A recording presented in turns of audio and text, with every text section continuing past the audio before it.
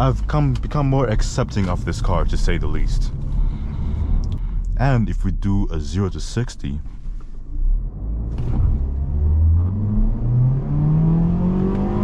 good.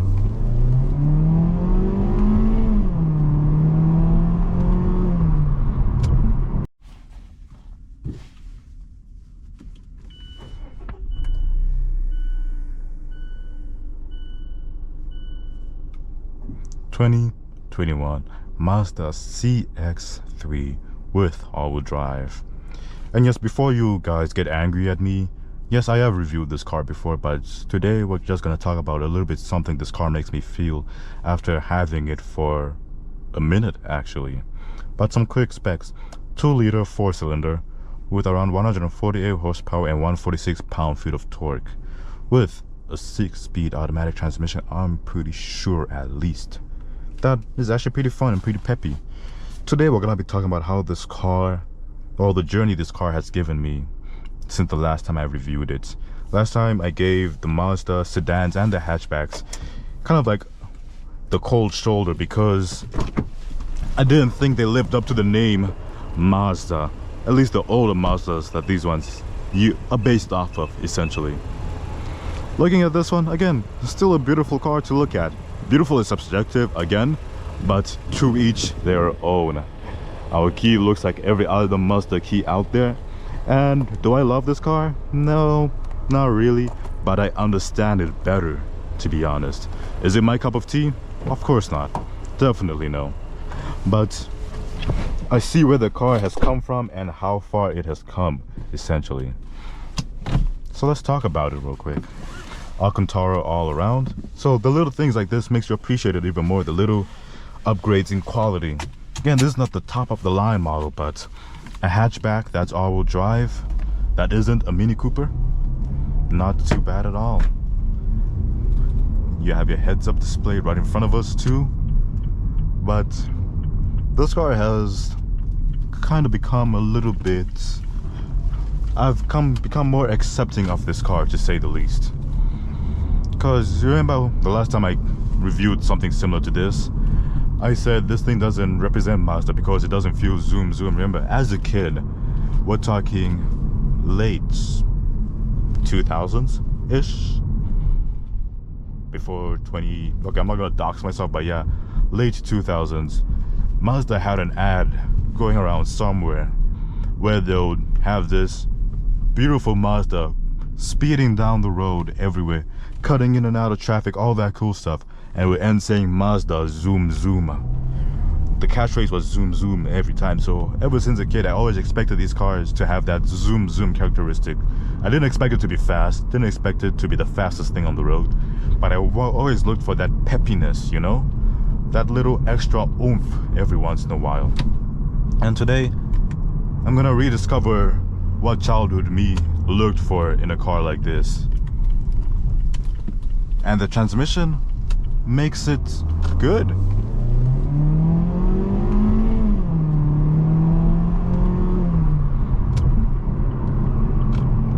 The thing about it is that this car actually accelerates really quick.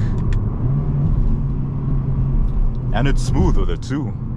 But because of that smoothness that it has, because of how effortless it takes off, it doesn't really push you into the back of your seat.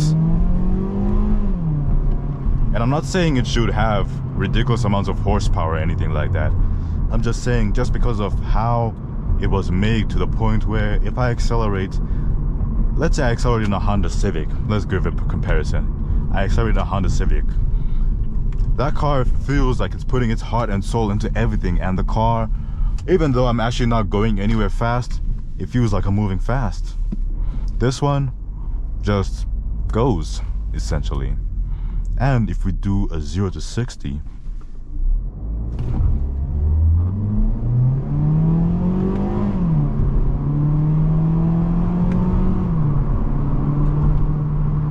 and no point in pushing it all the way to 60 because it just won't do it. Well, in this space we could have done it, but we would have been pushing it really close to blowing a stop sign. But The Civic likes to play sometimes at its high RPMs. You hear those Civics in the middle of the night, banging their red line in the middle of the night in your residential area. You know those kinds of guys. Their cars are not fast. They're not enjoying the speed of the car. They're enjoying the feeling that they feel like they're going fast. This one lacks that. It has that zoom zoom. It's peppy. It's probably faster than the Honda Civic, no doubt about that. But it just lacks that little peppiness that makes it enjoyable to drive. And I went straight into the blinding sun. So we're gonna do this. But that's the thing, is it does have better build quality, of course, better technology. I have an infotainment system that's controlled from down here. That is a flex that only I know a handful of German cars do. BMW, for example, Audi, and Mercedes are the only other car brands that I know that do this, and these are luxury cars. This one being a simple Japanese car that has all this cool stuff, of course. And the sport mode even doesn't change it much. It somehow misses the fun that the Honda Civic found a way to have. Again, can you modify these cars as well too? Of course you can. But it just doesn't feel like the zoom zoom that Mazda showed to me as a kid. And of course, they probably changed the models. Maybe the older generations of Mazdas out there do have that quirky and quick little response time, even though they're probably slower than this one. This one might be one of the faster ones. Or I just need to get myself a GT or a sport model of this car to actually feel that zoom zoom pleasure, because I was young. I don't remember what exact model of the Mazda, or trim as a matter of fact.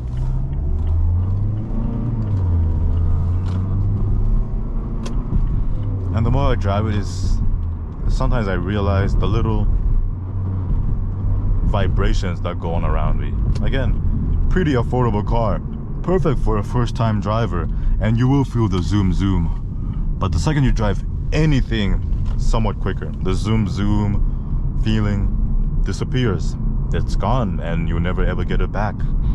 That's the problem with, let's say, people who review cars or people who are around fast cars.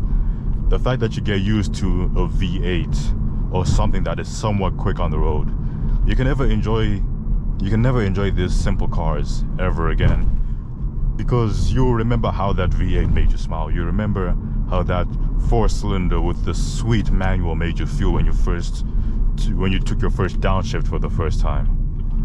Of course, can I still appreciate the car? Of course I can. But then your mind begins to wander, and when you try and do, let's say, performance driving, or being a little bit extra with the steering wheel or with the controls, essentially, it just doesn't hit the same as it used to. It's a sweet nostalgia hit is what I'm getting at. This car gives me nostalgia of when I first started driving and how this car treated me. But now that I have moved on to faster, sweeter, better things out there, it's becoming a slowly forgotten memory. And every time I drive it, I cherish that memory. I remember the first times I was learning how to drive, almost rear-ending a bunch of people because I didn't know how much of the brakes I needed to press down. This is the vibe this car gives me, especially if you've been driving other cars besides this one. But you also get the benefits of having such a tiny car that you can fit almost anywhere. And again, it's a 2-liter 4-cylinder. I can't hate on a car like this. It's beautiful, perforated leather seats. We also have some heated seats and a heated steering wheel. And we got adaptive cruise control. Little sunroof all the way up here too. Like, all this makes you not be able to hate the car. It just reminds you that you've grown older and the car isn't as fun as it used to be. Because I remember I had a car similar to this one of my first cars. We would drive with my friends everywhere and the vibes would be immaculate. This is the car that has your first memories. When you get your sports car or your supercar, the memories will be great, of course, but they will not compare to you driving around for the first time, dropping your friends off at home, you being the designated driver because you're the only one in your friend group who can drive. These are the memories this car gives me, essentially. And it makes me remember them too. So, of course, not the fastest thing, not the coolest thing. I don't stand out. I don't feel fast. I don't feel like an actual race car driver, even though I have my little pedal shifters. But that's really not the point of this car. I've grown to understand it a little bit more. And throughout all that, I can highly recommend this car. I would recommend this car to somebody getting their first car. I would say, get this little tiny box. Not the quickest thing out there, I get that. But the memories you would have with this car, because let's say you get your BMW 340 or something. The amount of money you'll be paying on those cars compared to this one, even though you'll be faster and everything, 100%. But the memories you would have with a little, tiny, even call it a rust bucket, I don't care, but the memories you would have with this car would be immaculate. And for that, Mazda has nailed it, has nailed the perfect first car that people will always remember, and every time they drive something similar to it now, they're gonna remember the fun they had with this car. That's my take, at least. This has been Morty in the 2021 Mazda CX-3 with all-wheel drive. Take care, guys, and peace.